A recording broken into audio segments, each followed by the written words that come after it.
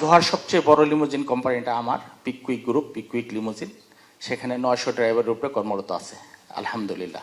36 বছর যাবৎ কাতারে আছি। 1000 রিয়াল বেতনে 10 বছর কাজ করছি। এখন আমার 14টা কোম্পানি, সেখানে 1200 বাংলাদেশি কর্মরত আছে। দোহার সবচেয়ে বড় লিমুজিন কোম্পানিটা আমার পিকুইক গ্রুপ, পিকুইক লিমুজিন। সেখানে 900 ড্রাইভারের উপরে কর্মরত আছে আলহামদুলিল্লাহ। আমি প্রবাসীদেরকে নিয়ে 2-4টা কথা বলবো। প্রবাসীদেরকে এয়ারপোর্টে আরেকটু সুযোগ সুবিধা করে দেওয়া, যেভাবে নাকি আমরা পরিবার নিয়ে যারা যাই তাদের জন্য আলাদা একটা লাইন যাতে থাকে, এবং হয়রানি বন্ধ করা। প্রায় আমরা খবরে দেখি ব্যাগগুলো কাটা হয় এবং প্রবাসীদের গায়ে হাত পর্যন্ত তোলা হয়। এই জিনিসগুলো থেকে যাতে স্যার আমাদের প্রবাসীরা আরেকটু রিল্যাক্স হতে পারে, মনের খুশিতে দেশে প্রবেশ করলেন, এই খুশিটা যেন অনুভব করতে পারেন।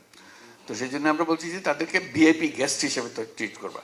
এরা সবাই আমাদের ভিআইপি, তারা আসছেন, তাদের সমাদর করা, তাদের জায়গা দেওয়া, লাউঞ্জ।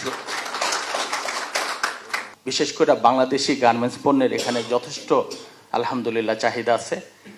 আমাদের পার্শ্ববর্তী দেশগুলো থেকে কার্গোতে মাল আনার ব্যাপারে প্রাইসটা অত্যন্ত কম। যেহেতু আমাদের বহু মাল আসবে এখন, আমরা যেহেতু অর্থনীতিকে সচল করেছি, আরো উদ্যোগী করেছি, এগুলো যেন সরাসরি আমরা পাঠাতে পারি। শুধু ঢাকা বিমানবন্দর না, আমরা সিলেট বিমানবন্দরটাকে আরো এটাকে একেবারে ডেডিকেটেড করা হবে যে মাল পরিবহনের দায়িত্ব, বড় দায়িত্ব, তারপর প্যাসেঞ্জারের দায়িত্ব। 1 নম্বর দায়িত্ব হলো মাল পরিবহন। চট্টগ্রামকেও সেটা করা হচ্ছে যে এখানে মাল পরিবহনটুকু আগে প্যাসেঞ্জার নিয়ে ব্যস্ত, মালের দিকে খেয়াল করতো না। এটা যেন এটা অপাঙ্ক্তীয় একটা জিনিস। আমরা বলছি যে না, সেটা খুবই গুরুত্বপূর্ণ, কারণ আমাদের পুরো অর্থনীতি চলতেছে, কত মাল আমরা পাঠাতে পারলাম, কত সস্তায় পাঠাতে পারলাম। সস্তায় পাঠাতে না পারলে আমাদের জিনিস মানুষ কিনবে না। তো আমরা এই দাম তো গ্রাহকের কাছ থেকে আমার নিতে হবে, কাজেই ব্যবসায়ী আর কাজ করতে পারবে না। আমাদের কাজগুলো যত কমানো যায় আমরা একেবারে টপ প্রায়োরিটি দিয়েছি। এটা জোরে সোরে কাজ হবে, সেটার জন্য কিভাবে করবে আমরা বিভিন্ন কোম্পানির সঙ্গে আলাপ করছি যে পরিবহনটাকে আরো মজবুত করা, দ্রুত করা, সহজ করা, এটাই আমাদের মূল কাজ। এটাকে না হলে অর্থনীতি চলবে। আমরা কাজ করতে শুরু করছি এবং স্যার একজন উপদেষ্টাকে দায়িত্ব দিয়েছেন, আমাদের বাণিজ্য উপদেষ্টা শেখ বশিরউদ্দিন, ওনাকে দায়িত্ব দেওয়া। তো এই জন্য আমরা কাজ শুরু করছি যে এটা জেট ফুয়েলের যাতে দাম, যেটা একটা পরিবহনের এটা খরচ, এটা আমরা কমানোর জন্য ব্যবস্থা নিচ্ছি।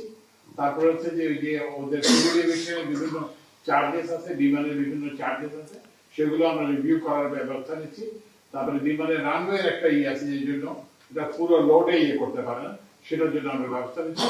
অচিরেই আমরা আশা করবো যে এই যে কার্গো যে ভাড়াটা যাতে বেশি করে ঢাকার, আপনারা জানেন যে ভারতের আগে আমরা ভারতের মাধ্যমে আসতো, সেই সুবিধা এখন বন্ধ করা হবে। তো এই জন্য আমরা এখানে দেশের যে বিমানবন্দরগুলোকে সেগুলোকে আরো উপযোগী করবো এবং এখানে যাতে কার্গো ভাড়া যাতে কমে, সেই জন্য আমরা। আমি কয়েকদিন আগেও তো সাধারণ ছিলাম, আমি কিন্তু ভেপি ব্যবহার করতাম না, আমি কিন্তু সাধারণ লাইন দিয়ে যেতাম। 500 বেশি লাগতো পার, মানে ওই ইয়েটা পার করতে। মোটামুটি কিন্তু এখন ইমিগ্রেশন অনেকটা সহজ হয়ে আছে। তারপরে আপনাদের কখনো কোনো কমপ্লেন থাকলে অবশ্যই ফরেন মিনিস্ট্রিতে, স্পেশাল ফ্যান মিনিস্ট্রি বলবেন। আমার কিন্তু সংবেদনশীল আছি এখন। স্যার যেটা বলেছেন যে আমরা চেষ্টা করতেছি যতটুকু পারবো।